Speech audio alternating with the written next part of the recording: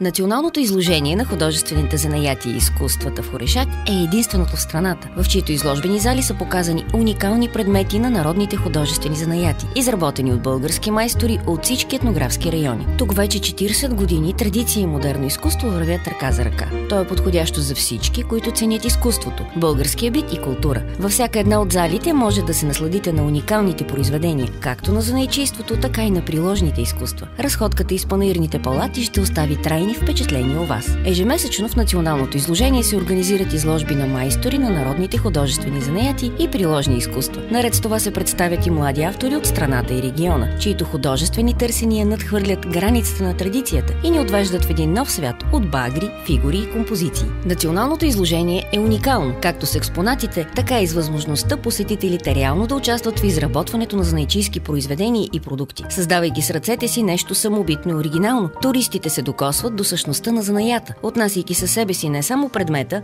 но и спомена от едно неповторимо преживяване. Реализирането на тази идея има за цел да превърне практикуването на някои от традиционните за Троянския край занаяти в своеобразна форма на арт-терапия. Националното изложение в Орешак е Европейски център на художествените занаяти.